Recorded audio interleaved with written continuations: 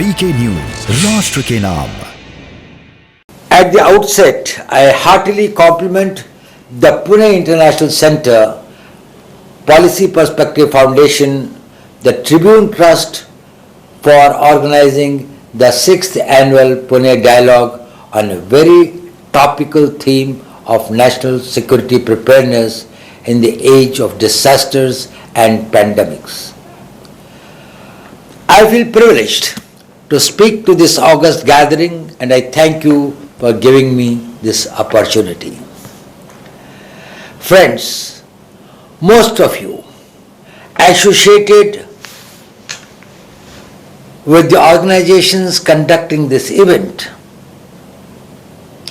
have been eminent practitioners in the fields of national security, diplomacy, and strategic studies. You are all well aware of the transformative changes that are taking place in the global security landscape. Wars are increasingly becoming cost-ineffective instruments of achieving nations' political and military objectives. They are being substituted by what contemporary strategists describe as war by other means. Probably today, it needs to be expanded to include threats through other sources. Well, friends, the new areas of warfare have shifted from merely territorial frontiers to the civil society.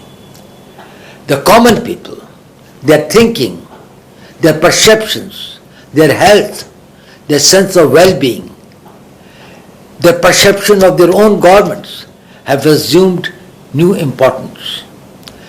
This also includes their physical well-being and sense of physical safety and security.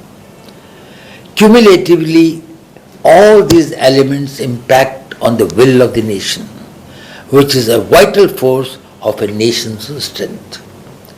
When the civil society gets degraded, their faith in the governments and its institutions get eroded, then there is always an internal turmoil. The security doctrines of fourth generation warfare are also people-centric rather than territory-centric. The new form of warfare estimates that targeting the civil society and the people is a low-cost and sustainable option to bleed the adversary.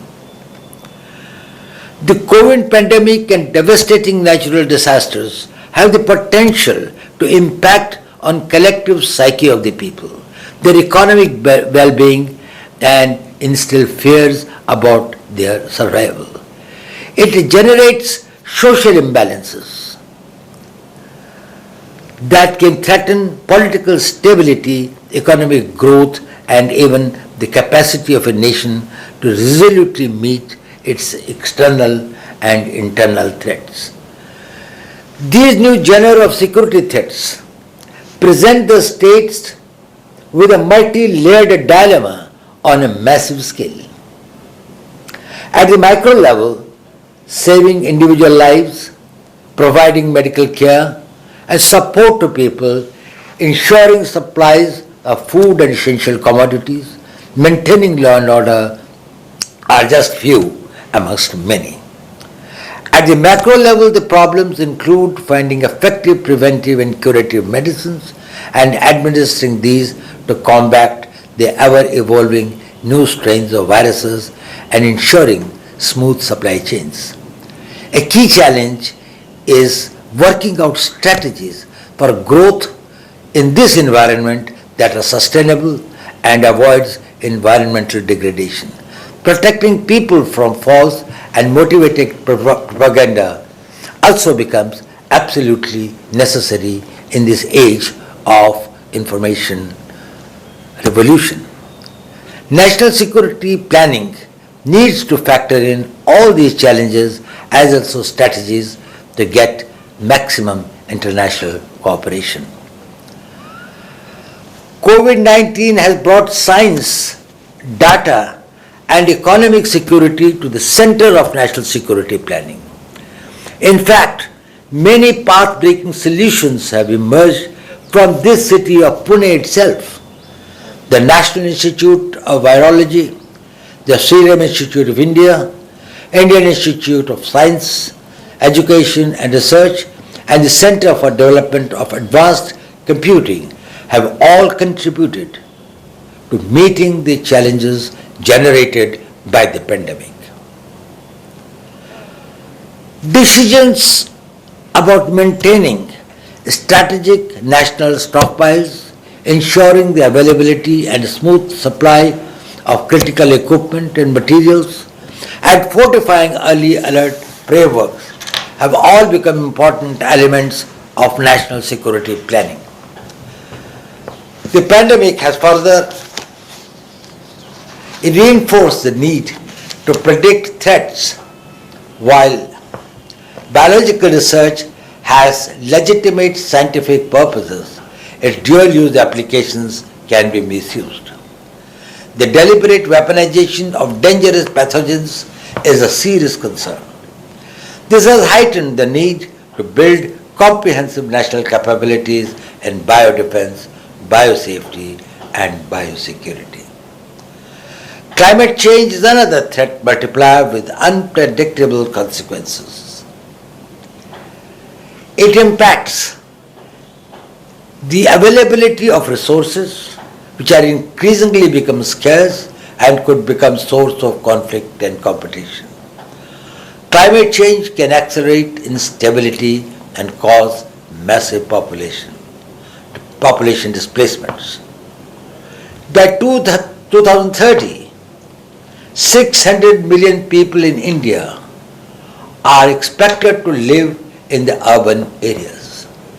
Migrations from low-lying coastal areas in South Asia due to climatic change can add to the already stressed urban infrastructure.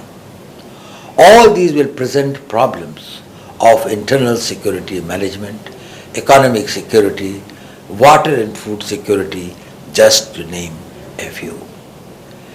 In such an evolving national security environment, there is a need to reinvent and innovate ourselves. Rapid developments are taking place in fourth industrial revolution technologies like artificial intelligence, autonomous and unmanned systems and digital infrastructure. Social media and disinformation is adding to the complexity of national security management. A fuller integration of science and technology in all aspects of development and security has therefore become essential. Advances in science and technology will help prevent hazards from becoming disasters. Advanced technologies like prediction technologies and risk communication techniques are being applied to every facet of disaster risk reduction. Disasters and pandemics are borderless threats which cannot be combated in isolation. Today's world of high connectivity and global opportunity also makes it a world of high vulnerability. They have to evolve strategies to maximize our gains and minimize our losses.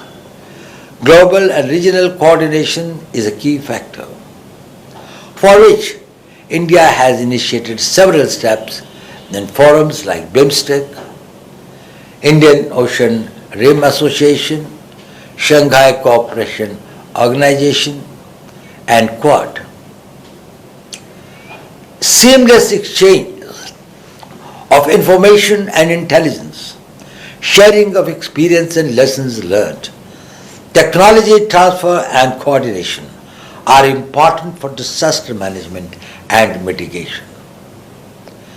Well, friends, climate change, environmental degradation, and pollution are realities that threaten our very survival.